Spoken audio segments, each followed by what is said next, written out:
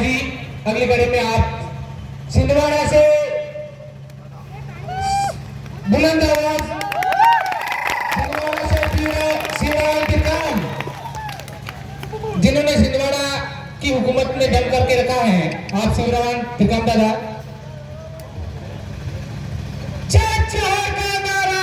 भारत देश हमारा है, भारत देश हमारा है। बहुत बहुत धन्यवाद। सर्वप्रथम पुरखा शक्ति के चरणों में नतमस्तक होकर सेवा जोहार करूंगा और यहाँ पर विराजमान तमाम मेरे साथी सगा समाज को भी मैं सेवा जोहार करूंगा और कुंदनपुर की धरती को भी मेरा सेवा जोहार है। साथियों, आज कुंदनपुर की धरती में जो आदिवासी चिंतन शिविर रखा गया है, यह चिंतन शिविर आदिवासी समुदाय की जो जल है, जंगल है, जमीन है, जो हमारी माटी है, हमारी बेटी है, उसको बचाने के लिए रखा गया है। साथियों, मैं आपको बताना चाहता हूं, पूरे भारत के राज्य क्षेत्रों के अंदर आज हमारी जमीन खतरे पे है। आज आपने देखा होगा बांसवाड़ा की अगर हम बात करें तो न्यूक्लियर परमाणु संयंत्र के नाम पे आदिवासियों का विस्थापन किया जा रहा है।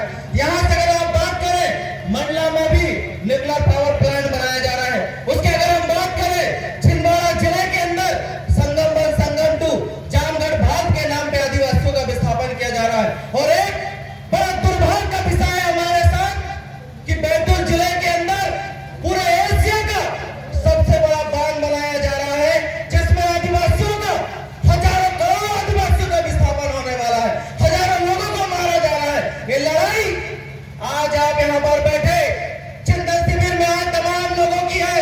और अगर आपको जल जंगल जमीन माटी की लड़ाई लड़ना है, जल जंगल जमीन को बचाना है, तो आपको आज जहन में डालना पड़ेगा और अपने गांव में जाकर अपने गांव की जो प्रकृति व्यवस्था थी, आपके गांव की जो पारंपरिक व्यवस्था थी, आपके गांव की जो कुदरती व्यवस्था थी, उस व्यवस्था को मजबूत करना पड़ेगा। और जैसे ही आप अपने गांव में अपने पारंपरिक व्यवस्था को मजबूत करते हो, आप अपने गांव में आपकी कुदरती व्यवस्था को मजबूत करते हो, आप अपने गांव में आपकी ग्राम सभा को मजबूत करते हो, तो कोई शासन प्रशासन की औकात नहीं कि आपके जल जंगल जमीन क्यों अगर वो देख ले।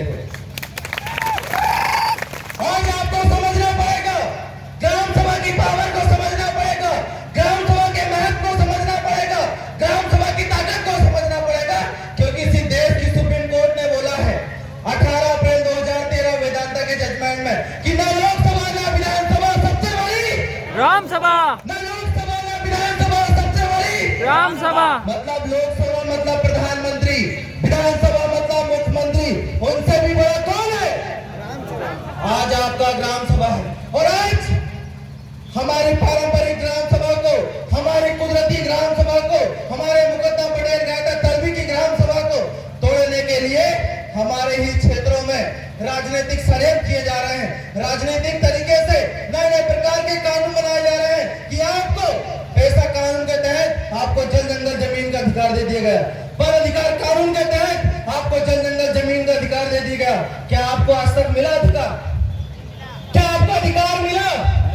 संविधान का आर्टिकल देने का खंड 2 ये कहता है कि राज्य ऐसी कोई विधि नहीं बनाएगा जिससे किसी व्यक्ति के फंडामेंटल राइट्स का हनन होता है, किसी व्यक्ति के मूल अधिकार का हनन होता है। पर देश की जो सरकार है, आदिवासियों को जमीन से विस्थापन करने के लिए, आदिवासियों को जमीन से पलायन करने के लिए, आदिवासियों की जल जंगल जमीन से खत्म करने के लिए देश के अंदर एक ऐसा कानून पास करती है 2013 में कि जब भी लोकहित लोक सेवा के लिए आदिवासियों की जमीन लेना हो तो आदिवासियों को कागज के नोट पकड़ा दो।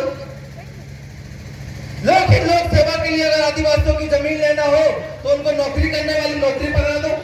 ये कहां का कानून है? तो इस देश के मालिक है, तो इस देश की सुप्रीम कोर्ट कहती है कि आदिवासी इस देश का मालिक है और उस आदिवासी की जमीन को छीनकर ये हम लोगों को नौकर बनाने का षड्यंत्र पूरे देश के अंदर चल रहा है साथियों। और आज आपको तय करना पड़ेगा, आज आपके यहाँ पर बैठे तमाम लोगों को चिंतन करना पड़ेगा कि आज यहाँ पर जो बैठे लोग हैं वो आदिवासी है कि एसटी है।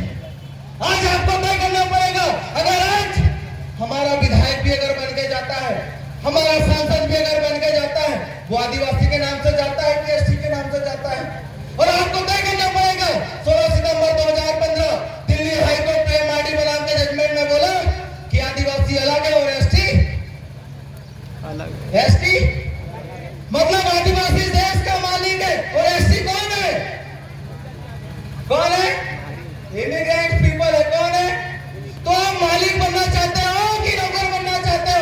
मालिक।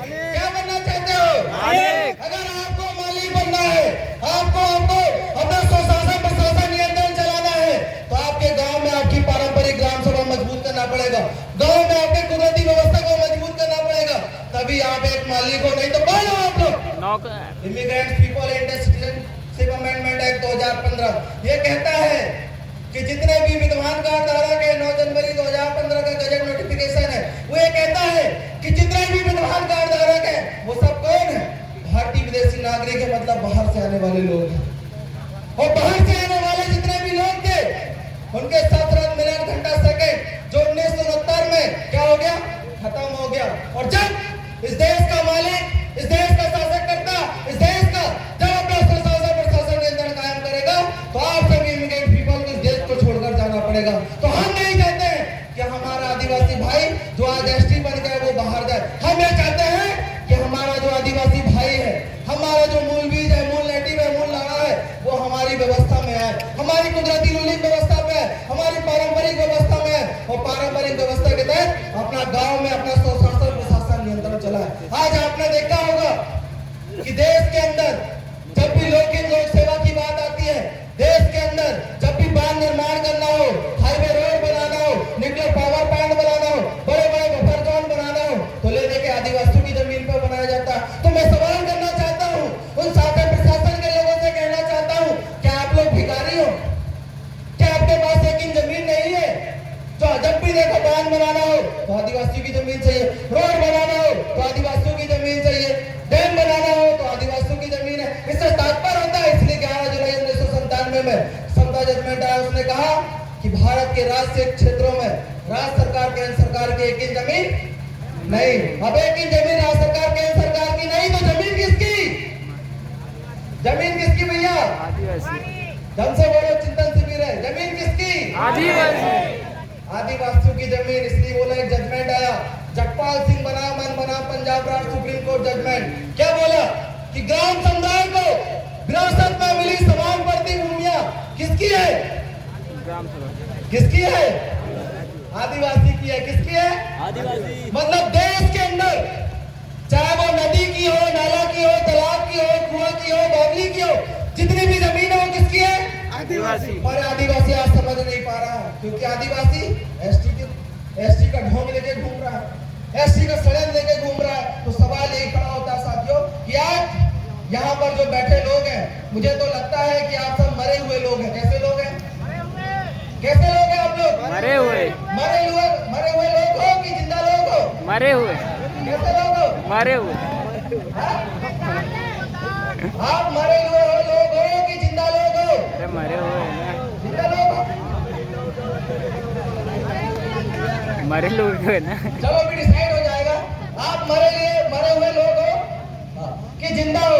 अगर मरे हुए हो तो नीला और काला पेन का उपयोग करते होंगे, और अगर जिंदा होंगे तो लाल पेन का उपयोग करते होंगे। इससे समझ में जाएगा आप मरे हो कि जिंदा लोग, आपको डिसाइड करना पड़ेगा। तो देश के अंदर जितने भी शरणार्थी आक्रमणकारी हैं, इन्होंने पूरे देश के आदिवासियों को, चाहे देश के चाहे वो आदिवासी हो चाहे गैर आदिवासी हो, इनको सबको समुद्री कानून के तहत मरा हुआ घोषित कर दिया।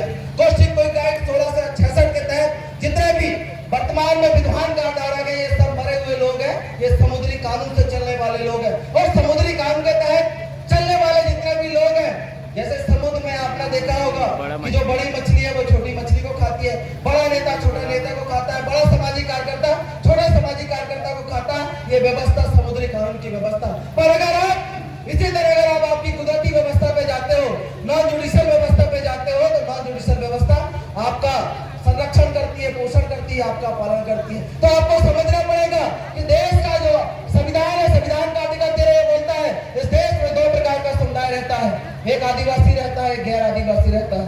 आर्टिकल 13 ये बोलता है इस देश में 2 प्रकार की व्यवस्था है, एक जुडिशियल है, एक नॉन जुडिशियल है। आर्टिकल 13 ये बोलता है कि इस देश में 2 प्रकार की सरकार चलती है, एक जुडिशियल सरकार चलती है, एक नॉन जुडिशियल सरकार चलती है। तो आज आपको तय करना पड़ेगा कि आपका जो सरकार है वो जुडिशियल सरकार है कि नॉन जुडिशियल सरकार है, ये आपको तय करना पड़ेगा साथियों। और आप जानना पड़ेगा और जहन में डालना पड़ेगा, यहाँ पर बैठे तमाम लोगों को समझना पड़ेगा कि देश के अंदर बनाए गए जितने भी कायदा कानून है जो जुडिशियल है, वो आदिवासी समुदाय के प्रथागत क्षेत्रों में लागू नहीं होते। कब? जब आपके गांव में आपका पारंपरिक व्यवस्था चलता है, जब आपके गांव में आपका कुदरती रूली व्यवस्था चलता है, तब देश के अंदर बनाए गए जितने भी जुडिशियल कानून है वो आपके ऊपर लागू नहीं होते। इस बात को आपको समझना पड़ेगा साहब। इन्हीं शब्दों के साथ मैं अपनी वाणी को यहीं विराम देता हूं। कुछ चंद लाइनें आपके बीच में बोलूंगा। तुम लाख नफरत फैलाओ जमाने में, तुम लाख नफरत फैलाओ जमाने में, हम भी रात दिन एक कर देंगे आदिवासियों में एकता लाने में, आदिवासियों में एकता। जोहर जय गुरुदेव के आदिवासी। बहुत बहुत धन्यवाद। हमारे बीच में अध्यक्ष के जिला अध्यक्ष आप आरसी बगोरा उपस्थित है। आपका बहुत बहुत स्वागत है यहाँ पे। आप जिला अध्यक्ष आरसी बगोरा। मैं अगली कड़ी में नीमच से रोहित राणा दादा, नीमच से रोहित राणा, नीमच से बुलंद